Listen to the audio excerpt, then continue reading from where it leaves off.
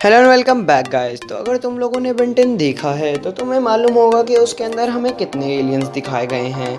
यानी लाखों से भी ज़्यादा एलियंस आज तक हम बेन 10 के अंदर देख चुके हैं। और उनमें से हमारे तो कुछ फेवरेट भी होते हैं, पर तुम्हें क्या मालूम है उनमें से बहुत से ऐसे एलियन हैं जो कि अपने रियल लाइफ एनिमल्स में से अडेप्ट किए जाते हैं, यानी इंस्पायर होकर बनाए जाते हैं। तो चलो बिना किसी देरी के करते हैं शुरू। तो इस लिस्ट में मेरे हिसाब से नंबर 10 पे आता है ब्रेनस्टॉर्म। तो जो ब्रेनस्टॉर्म है वो उसकी आर्ट स्टाइल से लेके उसके कैरेक्टर डेवलपमेंट में सब कुछ एक क्रैब जैसा लगता है। और ब्रेनस्टॉर्म को हमने सबसे पहली बार एलियन फोर्स में देखा था, जहाँ पे उसका नेम रखा गया था ब्रेनस्टॉर्म।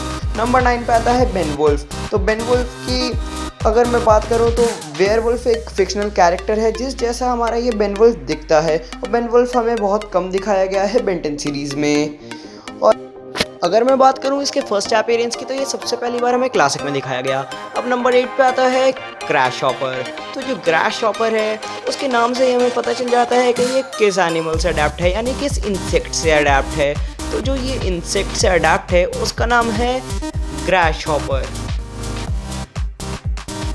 तो अब इस लिस्ट में नंबर 7 पे आता है वैम्पायर। तो वैम्पायर जो है हमें सबसे पहली बार दिखाया गया था ओमनिवर्स में। तो वैम्पायर को बहुत से लोग सोचते हैं कि ये वैम्पायर से अडेप्टेड है, पर नहीं, ये अडेप्टेड है बैट से।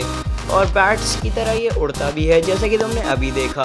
अब चलो अगले नंबर की ओर बढ़ते हैं। तो अगले नंबर पे आता है हमारा शॉक स्कॉच। तो शॉक स्कॉच को हमें सबसे पहली बार दिखाया जब गया था वो एक येटी जैसा लग रहा था, पर जब हमने उसे अगली बार देखा तो उसका आर्ट स्टाइल चेंज होने की वजह से वो हमें लगने लगा एक पूरे चिंपैंजी की तरह। और अगर हम लोग इसके आर्ट स्टाइल की बात करें तो वो भी बिल्कुल वैसा ही था, और उसकी जो हरकतें हैं वो भी बिल्कुल वैसी ही हैं। अब नंबर 5 की बात करें तो नंबर 5 पे आता है रिबजॉज। तो रिबजॉ एक क्लासिक का एलियन है जिसको हम सभी पसंद करते हैं। और अगर रिबजॉ की बात करूं तो वो अडेप्टेड है पिरहाना फिश से, यानी पिरहाना मछली से, जो कि उसके जॉस बड़े बड़े होते हैं और वो बहुत तेज़ स्विम करती है।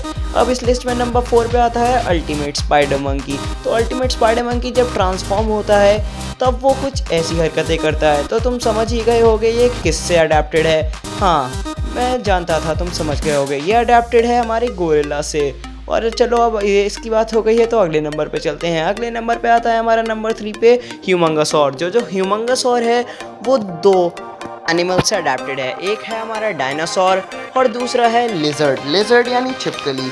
तो अगर मैं बताऊं डायनासोर की बात करूं तो डायनासोर वो डायनासोर जैसा तब लगता है जब उसकी हाइट इंक्रीज होती है, तब वो पूरा एक डायनासोर जैसा लगता है और उसके सिर पे स्पाइक्स आ जाते हैं। और अगर हम लोग बात करें उसकी ओरिजिनल हाइट की तो वो एक लिजर्ड जैसा लगता है, यानी एक छिपकली जैसा।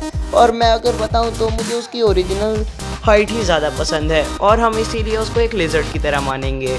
अब अगले नंबर पे पहुंचते हैं नंबर 2 पे, यानी नंबर 2 पे आता है हमारा वाइल्ड मट। वाइल्ड मट एक क्लासिक का एलियन है और जो कि पूरा डॉगी जैसा दिखता है, यानी उसके आर्ट स्टाइल से लेके सब कुछ एक डॉग की तरह है। और ये हमें सबसे पहली बार क्लासिक में दिखता है। और अगर हम लोग बात करें अब नंबर 1 की तो नंबर 1 पे आता है रैथ। तो जो रैथ है उसका आर्ट स्टाइल और कैरेक्टर डेवलपमेंट देखने के बाद मुझे सबसे पहली बार पर्सनली लगा कि बेन 10 का नया एलियन जो है ये एक टाइगर है, पर ऐसा नहीं था जब मुझे बाद में पता चला। और रैथ के तो हम सभी फैंस हैं, तो इसी बात पे इस वीडियो को लाइक करो, क्योंकि अगर तुम्हें ये वीडियो पसंद आई है तो इस वीडियो को लाइक करना तो बनता है। और चैनल पे नए हो तो चैनल को सब्सक्राइब करो, कमेंट करो अपने आइडियाज़, अपनी लिस्ट। मैं मिलता हूँ तुमसे अगली वीडियो में, जब तक के लिए बाय।